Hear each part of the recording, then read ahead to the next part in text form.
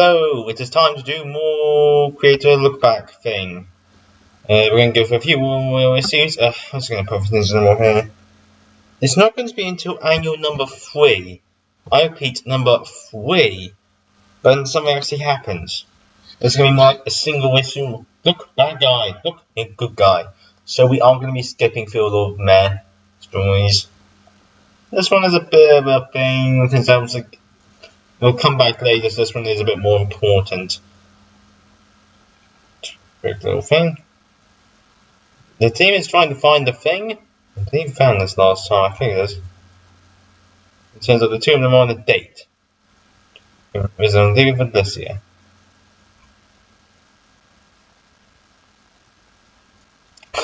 Okay. Listen, Curly, you got no right telling Alicia to boy with me. There's no memory FF. I think I'm getting that pony complex, pal. That's a good one. Explain to one that's going on is that Weed. Turns out Weed wants to go back in time because of a possible radioactive herb to make Alicia see again.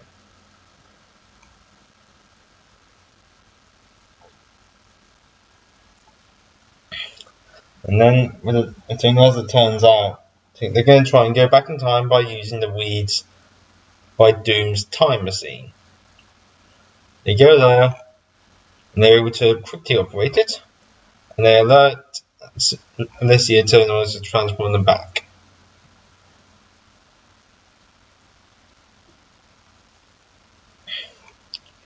The team is sort of encountered by a tribesman, which Bruce Burnley, given that lot. They lose quite easily. Then they somehow get a large amount of lose their powers for some reason. You hear it not with flipping, I'm sorry, for some reason there's flies buzzing around here. They're captured by the evil Mammoth Tut. As it turns out, it's 3,000 years old, like from the year 3000, and nothing actually interesting happens. And how time has passed. He ends up creating the time machine disguised as the Sphinx. And then he became the Pharaoh.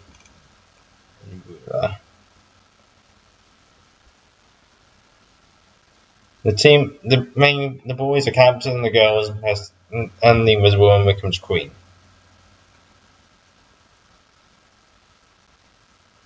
Of course, tormented.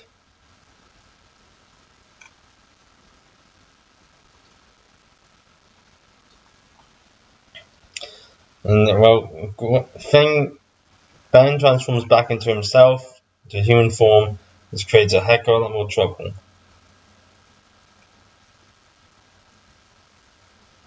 And then Ben knocks him out, transforms him back into Thing again, and then creates absolute chaos.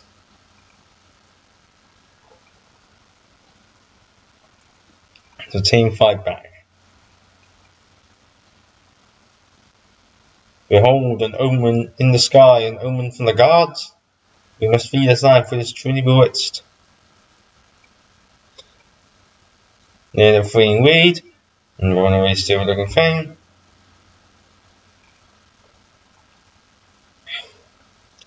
Then the team is able to go a bit bonkers. They free themselves. And then they explain why on earth nobody remembers whom Mother Tut's reign.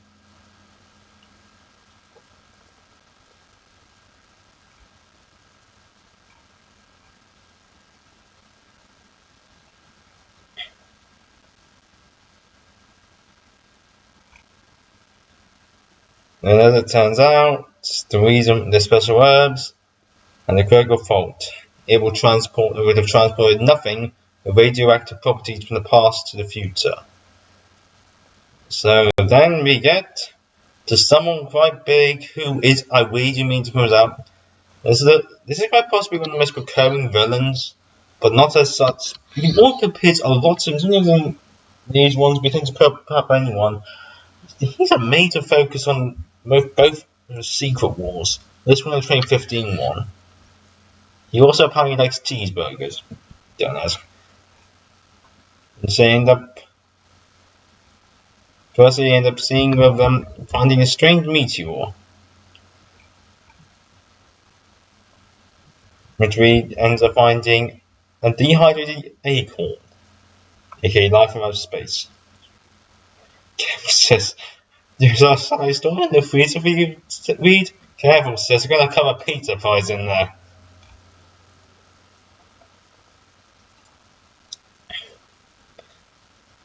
The team end up finding a very bizarre looking orb.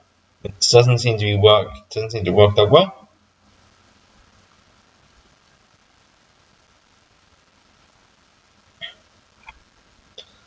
Things do not go well in the slightest. Reed is captured, and then the team encounters what this orb actually was. The Watcher's thingy. I don't know if it was. Transportation device. And once again, he broke his own rule.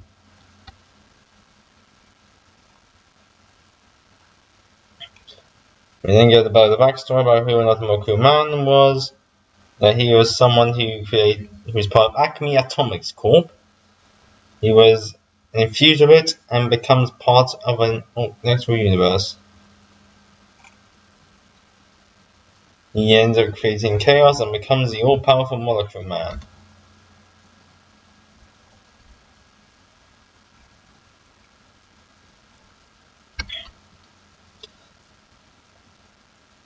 We then turns out the Molecule Man has actually taken their own headquarters, which is impressive. And then we get a pretty bananas fight from beginning to end, with the Molecule Man showing his powers. The team attempting to fight back, but poorly. We go below. He causes insanity and chaos. It's really interesting now we realise I think things actually going to get more of his more rocky design, more than his audio design.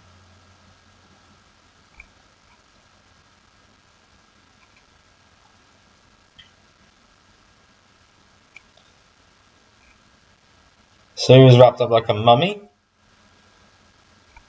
The team ends up completely out of the top.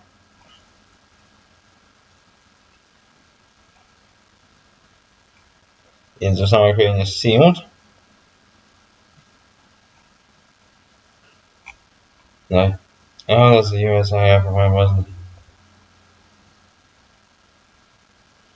Turns out the anti-Street Boy gang are actually wanting to help them out. Until they make sure that they don't cause chaos.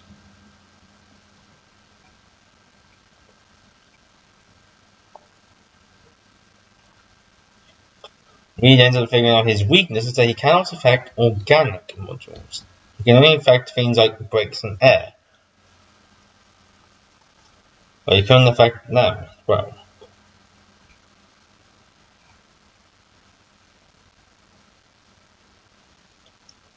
We end up tricking a pretty simple plan by having NSU disguise themselves as statues with a thin coating of plaster, which will kill them, I think. Then the feedback is able to knock away the wand. And then the Watcher takes them away.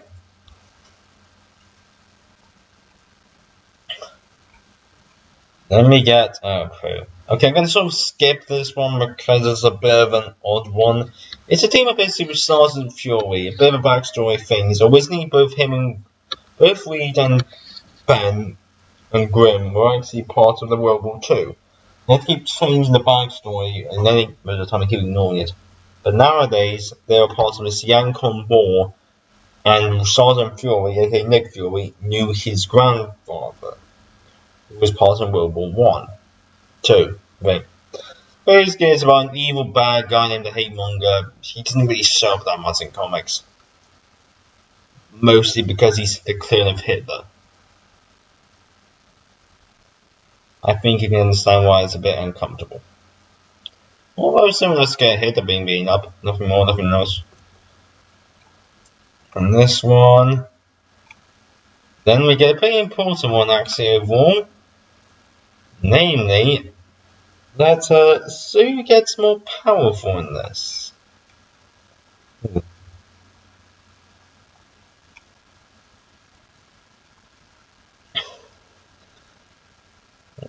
turns out Sue can now create an shield of invisible energy. Which later on it turns out, later updates have explained basically that this was always like that, but their powers are just really developed over time. Which might look different. We didn't end up testing it. We're having them fighting just to make sure how strong and weak they can be.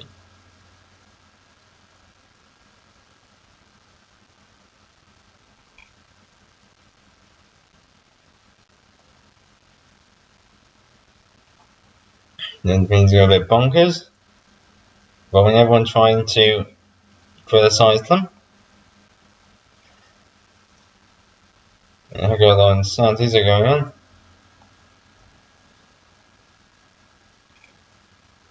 Zero ends up helping out.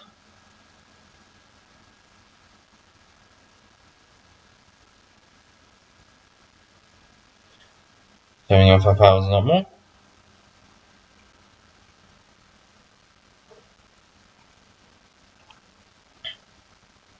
And then the insanity goes on.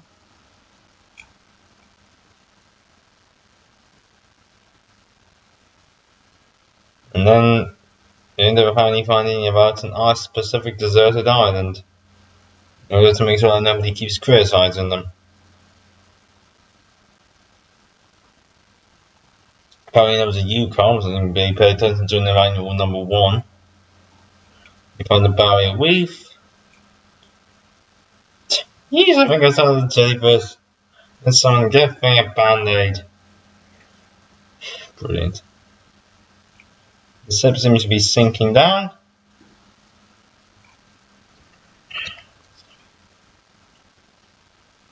Then they end up getting into fights against apparently handcuffs and demon things. Then they encounter the Mole Man, who's apparently still alive. Cowabunga doody dudes.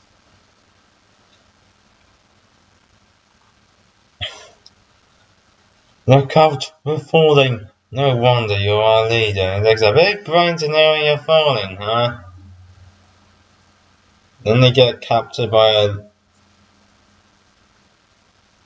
radioactive wall and a net.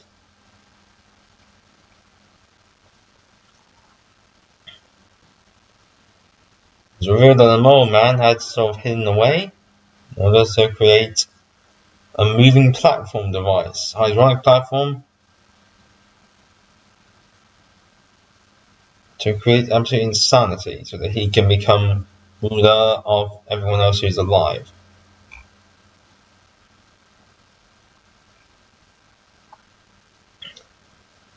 Yeah, let me get the famous. Going back one more. Yeah, boy. Yeah, boy. Yeah, boy. It's clobbering time.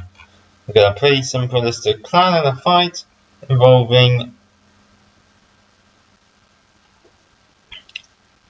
all 4 of them nearly being ripped apart.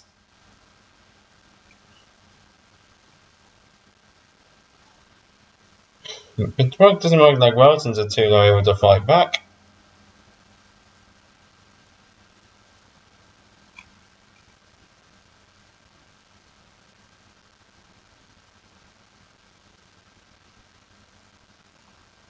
Sue ends up finding out the door.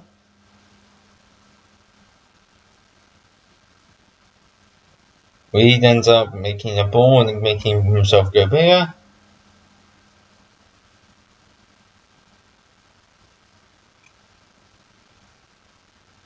And the torch ends up figuring out a pretty smart way by sort of making things go icy he can sort of never escape.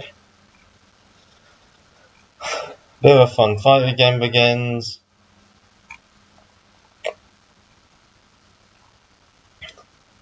Rollman escapes.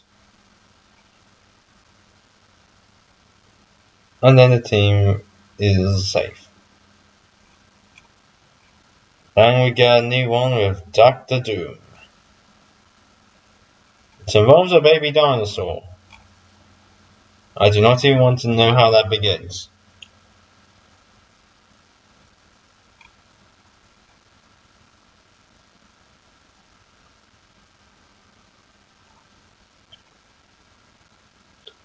Turns out someone is looking out for somebody else.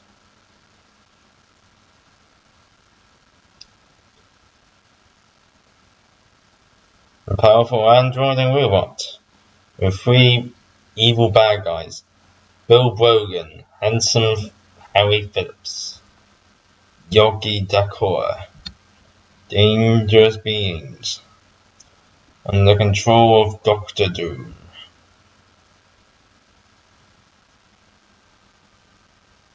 Everyone voted for themselves. Then we get into a bit of an honest fight. Apparently this is going because he didn't think anyone was a leader.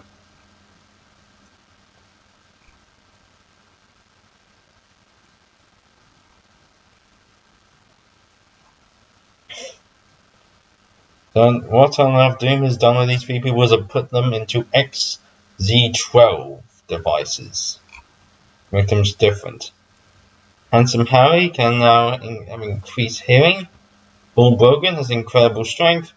And the core can walk through fire.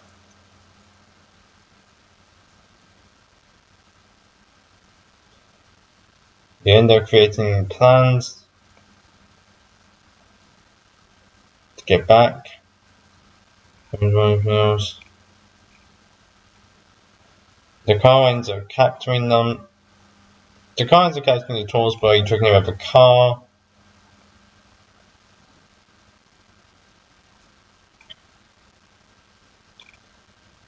Taurus and the thing ends up getting battled and defeated by stunt person dude.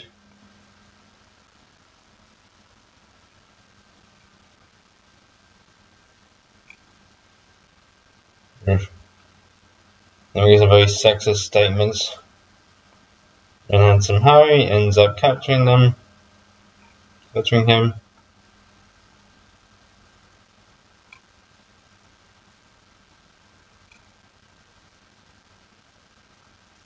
And the thing is captured. Rita's captured by a robot thing.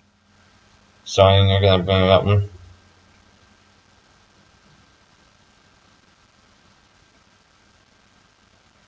The 3 are captured. Is there anything else?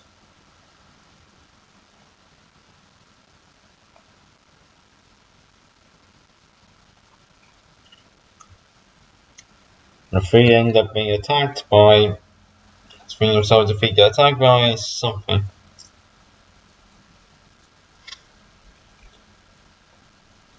The team ends up going a bit bonkers battle-wise again.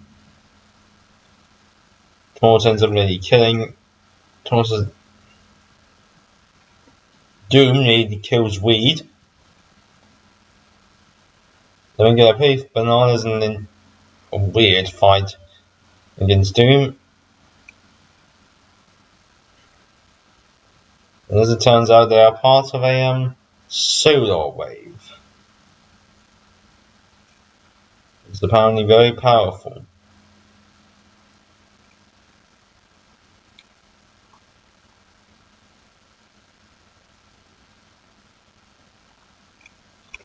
And Doom gets trapped in a special wound Doom thing. And they escape. That's the end of this one. This one, this issue is a bit weird among the top. And maybe nothing special. Sometimes he comes back, sometimes he really doesn't. And we got the beginning where something is actually happening. Thing versus the Hulk. One of the biggest battles a Thing has ever had.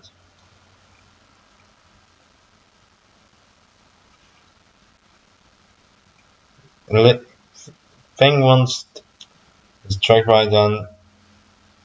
Thingy drinks the serum, but he doesn't want to. Captain America becomes the person in charge. The Hulk ends up fighting, getting out.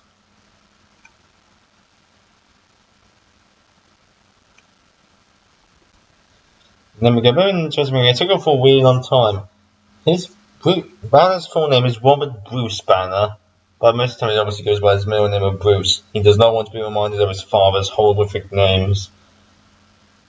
He is one of our most horrible villains, without even having superpowers in existence.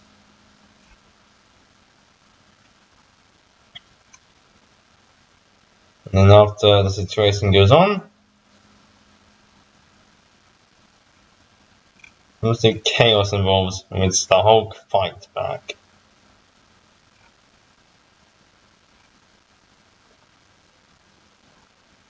The Hulk causes chaos.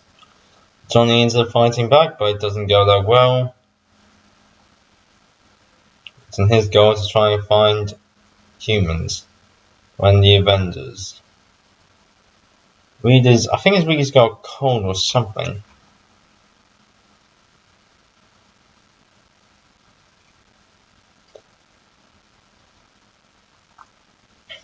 Sue saves Johnny. Then the battle begins. An intense one-on-one fight from beginning to end. It's one of the most tougher battles that's actually happened for one person. He's thrown into a building. Then Hulk throws the building like a rag doll. The two going beat the crap out of each other. Thing ends up using electrical cables to heavily injure him.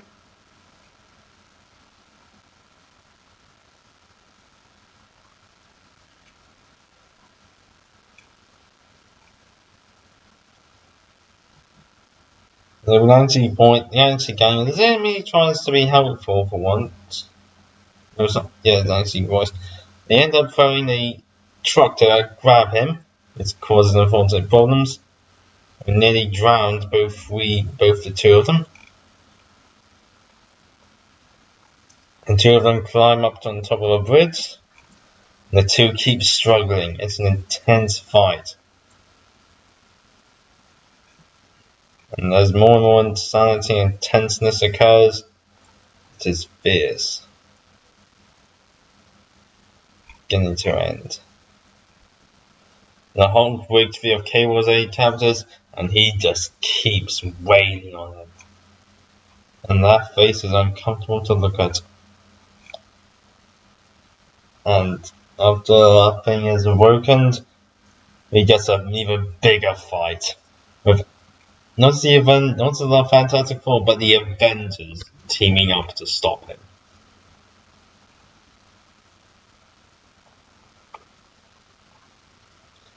An intense struggle from beginning to end. Even more unusual. The fighting area is just more condemned, it's a bit more safer.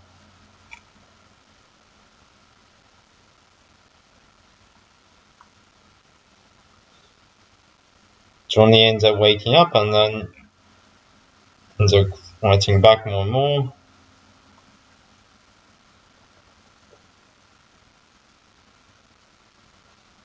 He fires flaming bricks. And then he nearly kills him with water. And then he ends up using a super clap to cause chaos. He throws back a bomb, a missile. And then they still again are escaping. The Hulk ends up stopping the train. He once again escapes. And the Avengers end up fighting back against them.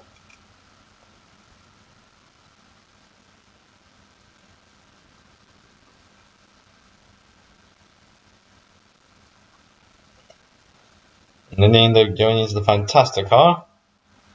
There's even more insane, intense fighting going on.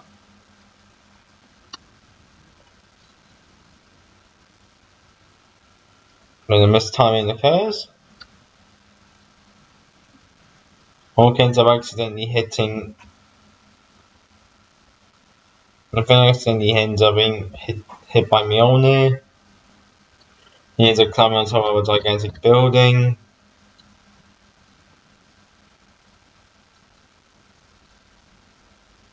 And then they decide to actually calm down and actually figure out how to fight again. It's a couple more fun battle of everyone fighting back, teaming up and able to cause chaos.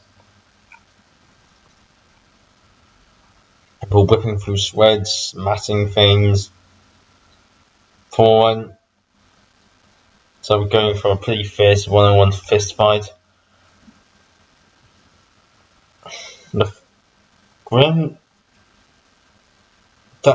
Captain Americans are throwing up a gigantic iron ball at him. It's really a cool and insane fight from beginning to end. Everyone fighting back as tough as they can. At the very end, the Wii team ends up going after he escapes. That's an insane two-parter. What was you saying? You know what? Nah. I think we're in a more nice one. This issue is a bit of a fun one. This involving a bit of a silly thing involving a full projector. Silliness. Yes.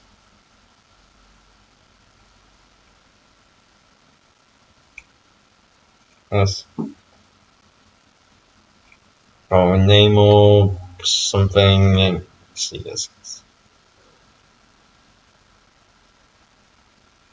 It was taken by him.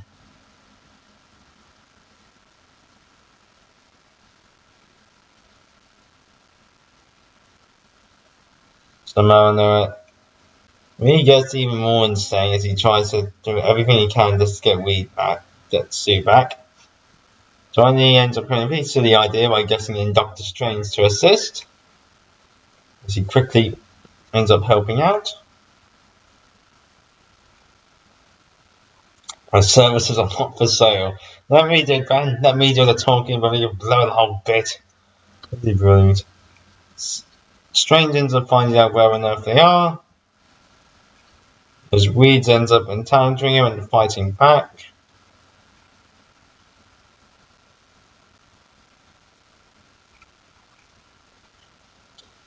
And Armada begins. Termite. They end up finding out where they end up swallowing 60 minutes underwater breathing pills. They end up being transported there. And then we get even more bananas fight from beginning to end, all three of them fighting intensely.